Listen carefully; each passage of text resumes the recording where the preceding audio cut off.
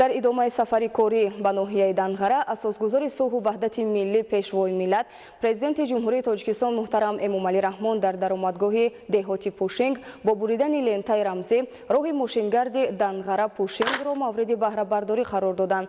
Роҳсозон дар вақти сохтмон ҳамаи талаботи меъёрҳоро ба инобат гирифта корҳои бунёди роҳи пиёдагард, ҷойбойҳои ду канори роҳ, қубурҳои обгузар, чароғонкунии қад-қади роҳро анҷом доданд. гузориши хабарнигорони мо.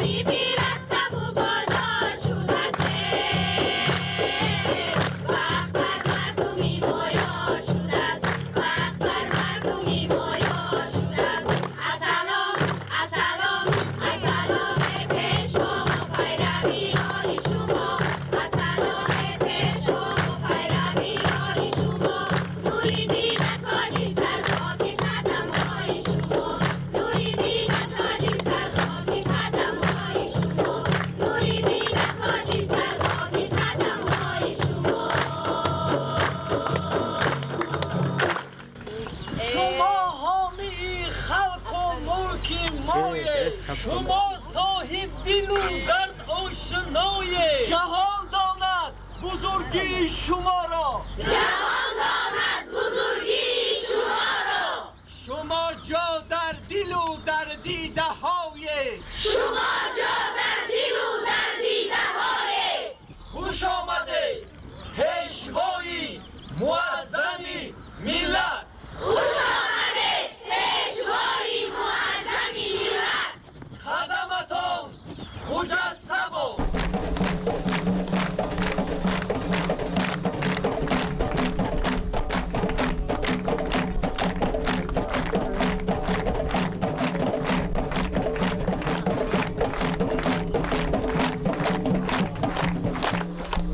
23 می اساسگذاری صلح و وحدت ملی پیشوای ملت پرزیدنت جمهوری تاجیکستان محترم امومالی رحمان در ادامه سفر کاری در درآمدگاه دهات پوشینگ با بریدن لنتای رمزی راه ماشینگرد دنغره پوشینگ را مورد بهره برداری قرار دادند.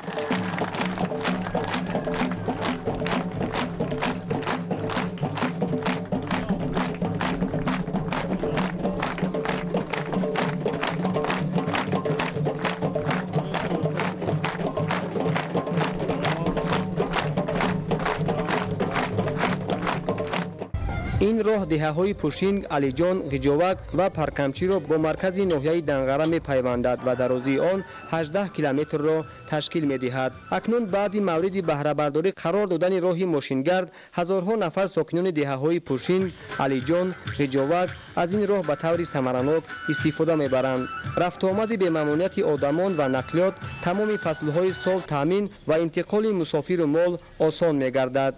حالتی که سال پیشتر ما راهان داشتیم به حد دشوار بود، قینگذار بود.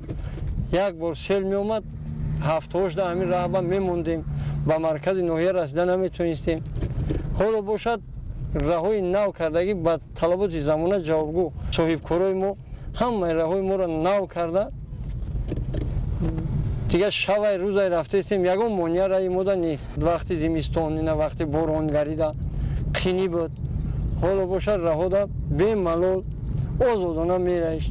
Зимистонай тобистонай гармай хунукай дигар нотарс мерай. Як барфи баланд мезад ё сел меомад пиёда мерафтанд одамо рӯзош хати мемондан технико.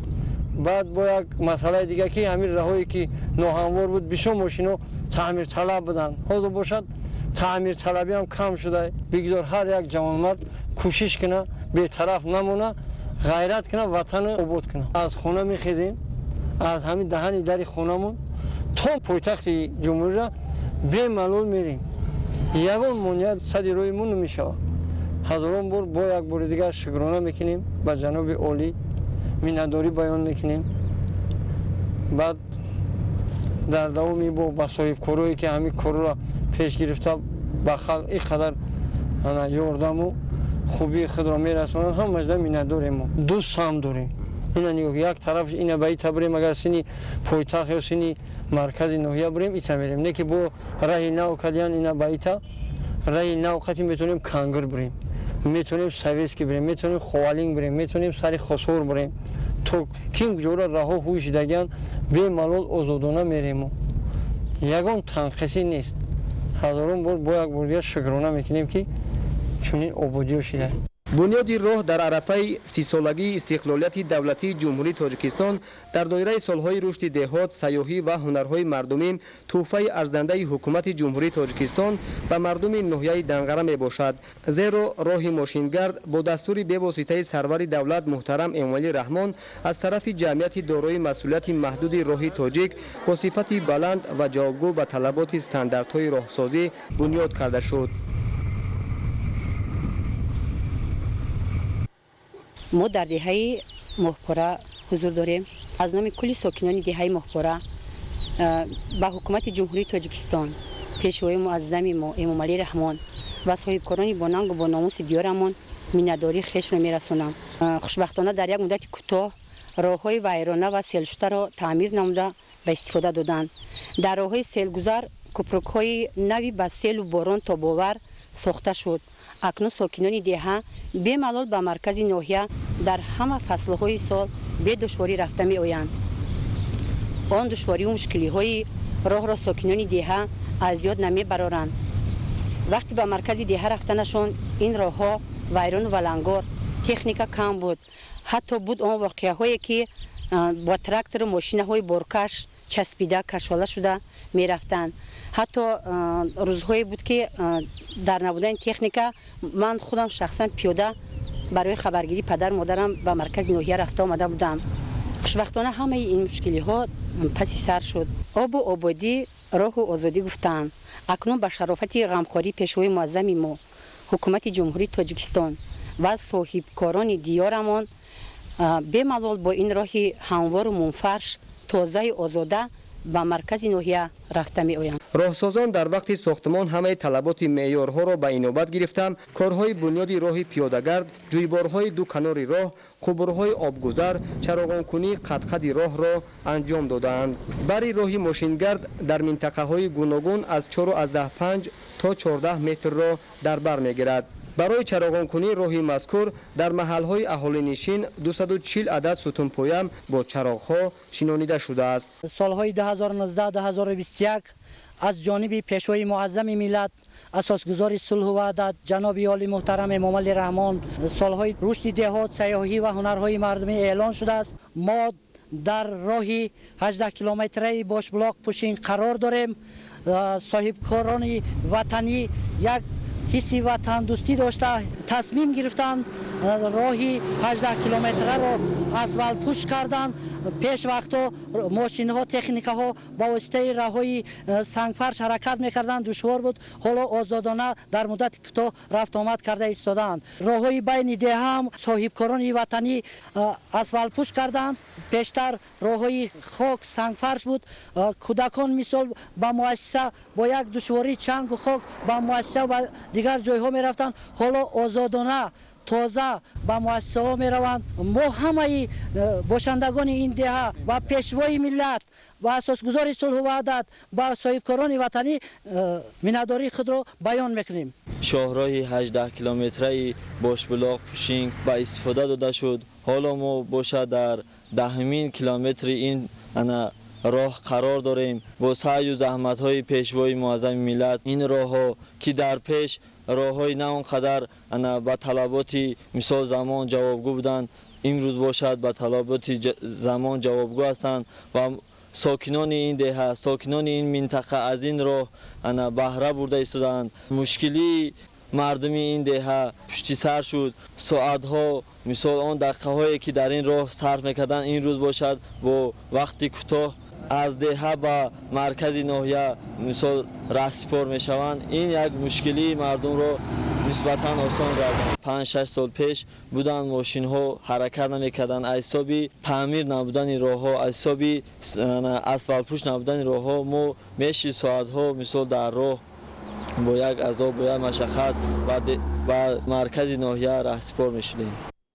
در مسیر این راه برای جوابگو نمودن به طلبات راهسازی دهها عدد علامت‌های اشاراتی نصب گردیده است. برای در رفت ساختمان با شغل فرا گرفتن اهالی از طرف پودرچیان 50 نفر با جای کار جلب کرده شد. همچنین برای بنیاد راه از تکنیک‌های معاصر راهسازی استفاده گردید. ساختمانچیان کوشش کردند راه را با صفت سازند تا آن سالهای دراز به مردم دهات خدمت رساند و برای این اقدامشان پرزیدنت مملکت محترم امومعلی رحمان به آنها بهای ارزنده دادند.